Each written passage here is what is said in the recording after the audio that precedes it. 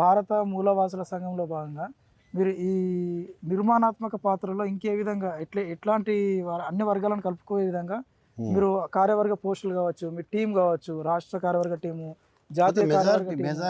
ఈ దేశంలో మెజారిటీ ప్రజలు బీసీలు 80 కోట్ల మంది ఉన్నారు. 140 ఇప్పుడు ఎట్ ప్రజెంట్ 143 కోట్లు, దాదాపు 80 కోట్ల మంది బీసీలు ఉన్నారు. బీసీలకు ముందు ప్రాధాన్యత ఇస్తాం.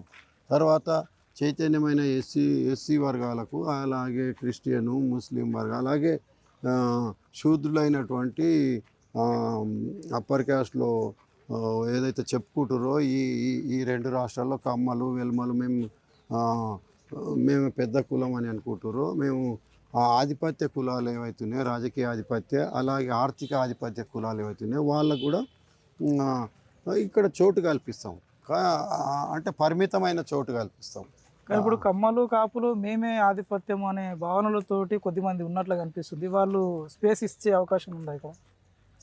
వాళ్ళు ఎందుకు ఇస్తారు? మనమే మెజారిటీ కదా. మనం నిర్ణయం తీసుకుంటే వాళ్ళే మన మీద ఆధారపడి ఉంటారు. వాళ్ళే అడుక్కునే పరిస్థితి వస్తుంది.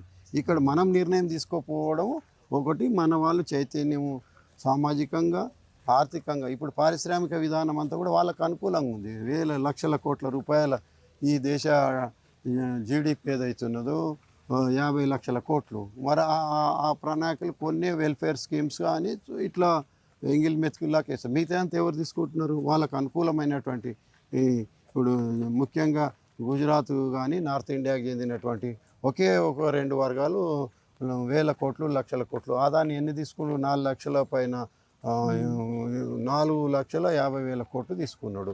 మరి అవన్నీ ఎవరి డబ్బు? ఆ జిఎస్టీ కలిసి 24 లక్షల కోట్లు. ఒక ఎగ్జాంపుల్ ఆదాని చెప్పారు. ఇప్పుడు ఈ డబ్బు అంతా ఎవరిది? ఈ జిఎస్టీ ఎవరిది? జిఎస్టీ పేద ప్రజలదే కదా. ఎక్కువ జిఎస్టీ ఎవరు కడుతున్నారు ఈ దేశంలో? పేద ప్రజలు కడుతున్నారు. ఈ జిఎస్టీ మళ్ళీ రిటర్న్ రావాలి కదా, దానికి లెక్కలేడు ఉన్నాయి. అందుకే జిఎస్టీ కట్టే వాళ్ళకు కూడా పారిశ్రామిక విధానంలో వాళ్ళకు భాగస్వామ్యం రావాలి. ఇప్పుడు నిన్న మొన్న సుప్రీంకోర్టులో ఎస్సీ ఎస్టీ బీసీలకు కూడా సిజిఐ గారు, గవాయ్ గారు రిజర్వేషన్లు అన్నాడు. మరి ఇందులో కూడా పారిశ్రామిక విధానంలో రావాలి, రిజర్వేషన్స్ రావాలి అనేది మనం అంటున్నాం.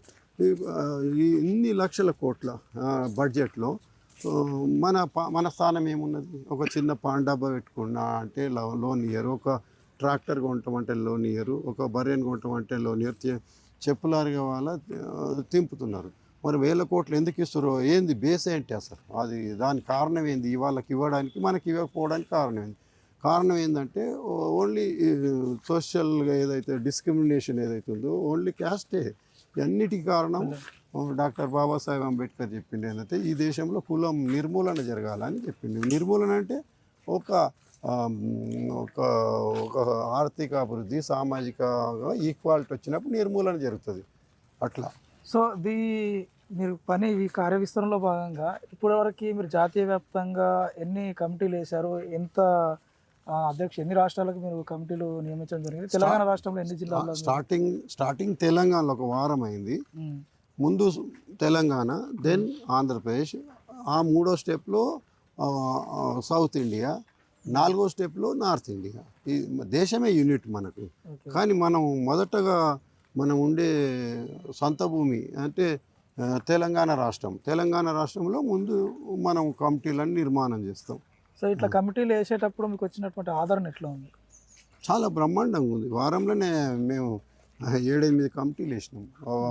ఇప్పటికి 5-6 జిల్లాల కమిటీలకు మేము ఒక అధ్యక్షులని అవన్నీ చేసినాం. ఇప్పుడు ఆన్లైన్ సోషల్ మీడియా ద్వారా కూడా మాకు చాలా రెస్పాన్స్ వస్తున్నది. భవిష్యత్తులో మీరు ఈ ఆర్గనైజేషన్ వ్యాప్తంగా ఇంకా నెక్స్ట్ ఏమేమి కార్యక్రమాలు ఇప్పుడు ఉన్న పరంగా కమిటీలు వేసిన తర్వాత దేశవ్యాప్తంగా మీరు స్టెప్ తీసుకున్న ఫస్ట్ స్టెప్ ఇంకా చర్చ జరుగుతుంది. ముందు యూనిటీ రావాలి, అదే పెద్ద సమస్య. తర్వాత మన హక్కులు, రైతుల తర్వాత ముందు యూనిటీని సాధించడం, ఈ వర్గాల మధ్యలో ఐక్యము, సోదరభావము, ఈ విడిపోయి ఉన్న సమాజాన్ని జోడించడమే ముఖ్య ప్రధాన ఉద్దేశం. తర్వాత సమస్యలు అప్పుడు చర్చ చేస్తాం. ఈ వర్గాల నుంచి ఒక చర్చా సదస్సు పెడతాం. ఏమేమి తీసుకుందాం, ప్రస్తుత పరిస్థితులకు అనుకూలంగా అప్డేటెడ్ ఇష్యూస్ మా దృష్టికి వచ్చినప్పుడు దాని మీద తప్పకుండా చేస్తాం. ముఖ్యంగా దేశవ్యాప్తంగా ఉన్న నేటివ్ ఇండియన్స్ని మూలవాసులని కలపడానికి ఉమ్, ఎంత సమయం పట్టొచ్చు? ఎంతైనా పడుతుంది. ఎంత అనేది లేదు దానికి. ఏమన్నా ఆ, తెలంగాణ ఎన్నడు వస్తుంది అని అంటే అది 14 ఏళ్ళ తర్వాత వచ్చింది. అది 14 ఏళ్ళ అని లెక్క కాదు, మూడు సార్లు కొట్లాడుతూ వచ్చింది. అది 50 ఏళ్ళ తర్వాత కళ సాకారమైంది. ఇది కూడా 5 ఏళ్ళు పట్టవచ్చు, 10 ఏళ్ళు పట్టవచ్చు, ఒక జనరేషన్ పట్టవచ్చు కదా. అట్లా మనం ఏమన్నా టైం బాండ్ పెట్టుకొని చేయలేం. మనం ఒక వారసత్వాన్ని మూమెంట్లు మనం ఇస్తున్నాం అన్నట్టు. సో ఫైనల్గా మీ ఆర్గనైజేషన్ నుంచి మీరు ఏమన్నా ఏం చెప్పదలుచుకోవచ్చు? మీ ఆర్గనైజేషన్ కార్యకర్తలకు కావచ్చు, మీ సంస్థకు యొక్క అవుట్పుట్ కావచ్చు, అదే దేశ మేము ప్రజలకు ఇది కూడా మేము ఇంకోటి కూడా వాలంటీర్ ఫోర్స్ కూడా చేస్తున్నాము. మినిమం ఈ తెలంగాణకు 1 లక్ష మందిని వాలంటీర్ ఫోర్స్ చేస్తున్నాం. వీళ్ళందరూ కూడా ఈ సమాజంలో వాలంటీర్ ఫోర్స్ మీరు శాంతి సామరస్యం, కులాల మధ్య ఐక్యమత్యం, సోదరభావం పెంపొందించడానికి శాంతియుతమైనటువంటి వాలంటీర్ ఫోర్స్ ఉంటుంది. ఈ వాలంటీర్ ఫోర్స్ ఎంపికలు అంటే ఈ 1,00,000 మంది కార్యకర్తలు అంటే మంచి శారీరకంగా వాళ్ళకి ట్రైనింగ్ ఎట్లా ఇవ్వబోతున్నారు, శారీరకంగా వాళ్ళకి ఎట్లా సంసన్నం చెందుతున్నారు, అంతకంటే ముఖ్యంగా మానసికంగా వాళ్ళని ఎట్లా ట్రైన్ చేయబోతున్నారు, వాలంటరీ వ్యవస్థ ఏ విధంగా ఉండబోతుంది, వాళ్ళ ఎట్లా ఎంపిక ప్రక్రియ ఎట్లా ఉంటుంది? వాలంటీర్ ఫోర్స్ మీన్స్ ఏదో యుద్ధం చేయడానికి కాదు, మానసికంగా ఫిట్ ఉన్న వాళ్ళే వాలంటీర్ ఫోర్స్ ఫస్ట్ ఉంటుంది. అంటే కొంత అవగాహన ఉండాలి సమాజం మీద, సోషల్ మీద, ఈ సాటి మనిషిని ప్రేమించాలనేది ముందు అర్హత, తర్వాత దేహదారుడు. అది 20 నుంచి 30 లోపలే ఆ వాలంటీర్ ఫోర్సు మేము పెడతాము.